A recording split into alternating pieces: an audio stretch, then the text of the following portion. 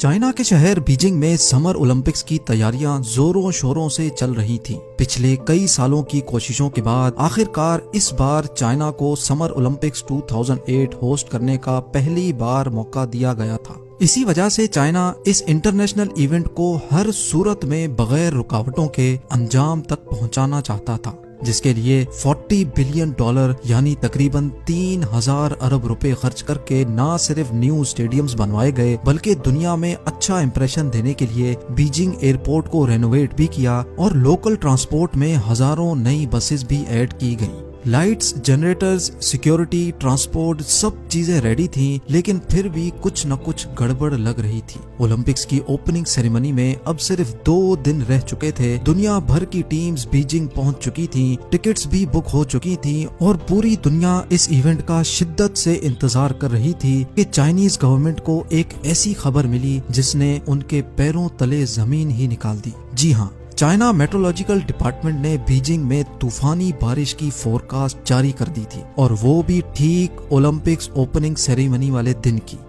बारिश होने से पहले ही एडमिनिस्ट्रेटर्स पर यह खबर बिजली बनकर गिरी, क्योंकि जिस स्टेडियम में ये सेरेमनी होना थी वो था बीजिंग नेशनल स्टेडियम, और ये स्टेडियम ओपन एयर था। यानी इवेंट पर चाइनीज गवर्नमेंट की सालों की मेहनत सिर्फ 1 ही घंटे की बारिश की नजर होने वाली थी। अब इवेंट में सिर्फ 1 दिन रह चुका था। सारे एडमिनिस्ट्रेटर सर जोड़कर बैठे थे कि चाइनीज गवर्नमेंट ने एक ऐसा हल निकाला जिससे बारिश भी होगी लेकिन स्टेडियम और बीजिंग की सड़कें गीली भी नहीं होंगी।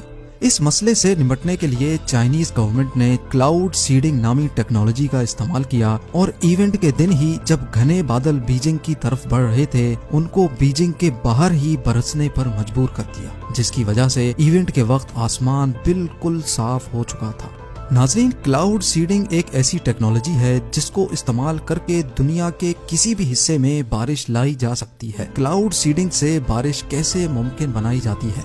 क्लाउड सीडिंग टेक्नोलॉजी पहली बार 1946 में अमेरिकन केमिस्ट विंसेंट शॉफर ने डेवलप की थी, जिसमें सिल्वर आयोडाइड नामी एक कंपाउंड को आसमान में बादलों के ऊपर स्प्रे किया जाता है, जो बादलों में ही मौजूद छोटे छोटे ड्रॉपलेट्स को एक दूसरे से मिलने पर मजबूर कर देते हैं, और आखिरकार ये ड्रॉपलेट्स इतने हैवी हो जाते हैं कि वो बारिश बनकर जमीन की तरफ गिरना शुरू हो जाते हैं। लेकिन इस बारिश को सिर्फ रेन नहीं बल्कि आर्टिफिशियल रेन कहा जाता है।